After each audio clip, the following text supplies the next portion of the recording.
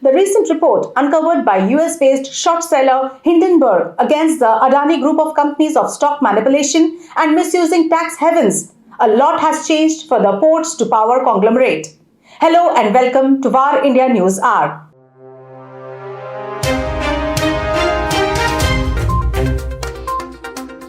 Adani Group's rout of $108 billion alongside rate hike scenarios from central banks likely has slowed down the year's emerging market rally.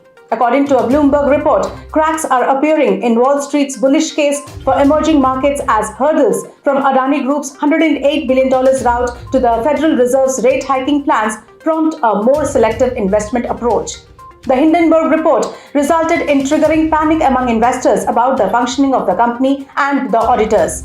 The crisis in Adani Group does not seem to calm down, with hundreds of members of India's opposition parties taking it to the streets across India, demanding a probe into allegations raised by Hindenburg against the conglomerate. According to market analysts, the accumulated loss in all the Adani Group stocks stood at a whopping rupees 50,000 crores. Adani Group stocks continue to bleed. Free fall cost group are another rupees 50,000 crores. Out of 10 Adani stocks, about 6 of them were trading at their lower circuit, including Adani Enterprises, Adani Green and more. Only Adani Ports were seen making a moderate rise. Dalal Street once again saw major turbulence on the first day of the week, with Adani Group stocks leading the downtrend. Stock markets opened in red, with benchmark indices Sensex dropping to about 500 points.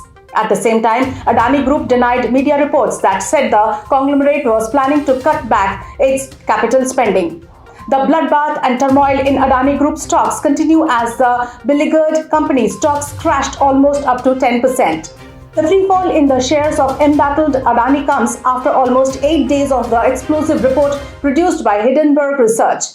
The company's MMAP and valuation has seen a sharp decline. In 8 consecutive sessions, the company has lost about rupees 10 lakh crores.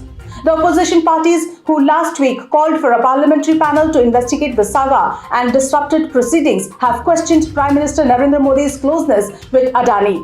At the same time, protesters expressed anger about investments made by 2 government-owned behemoths, Life Insurance Corporation, that is LIC, and State Bank of India in Gautam Adani's group. Let's look into today's headlines in VAR India. BCC has no legal right to broadcast in India, says Rajeev Chandrasekhar. Union Minister of State for Electronics and Technology, Rajeev Chandrasekhar, has confirmed that no foreign platform has right to broadcast in any country, and it is solely on the government and the laid down norms or guidelines. Government knocks off 1.28 lakh companies from records for non-compliance. Union Minister Rao Indrajit Singh said that the government has struck off 1,27,952 companies in the last 3 years from the records which failed to submit their financial statements for 2 continuous financial years. He also said that the term shell company is not defined under the Companies Act 2013. Apple may unveil iPhone Ultra and iPhone 16 in 2024.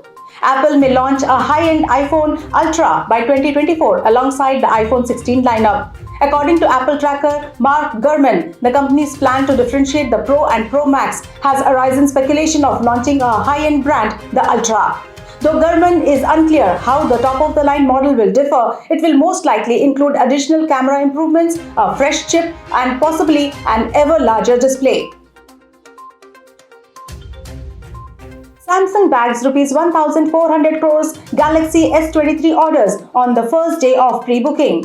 Samsung has received orders worth rupees 1,400 crores for around 1.4 lakh units of its premium smartphone Galaxy S23 on the first day of its pre-booking for the device. Samsung India Senior Vice President for Mobile Business Raju Pullan said that the pre-booking for Samsung Galaxy S23 is almost twofold compared to the previous version of the smartphone Galaxy S22. Prime Minister Modi inaugurates Asia's largest helicopter factory in Karnataka. Prime Minister Narendra Modi inaugurated the helicopter factory of Hindustan Aeronautics Limited in Karnataka's Tumakuru, spreading across more than 600 acres of land, making it Asia's largest chopper factory. Prime Minister Modi also dedicated indigenous light utility helicopters to the nation. This facility will initially produce light utility helicopters with the unique feature of high maneuverability and will be expanded to manufacture other helicopters such as light combat helicopter and Indian multi-role helicopter.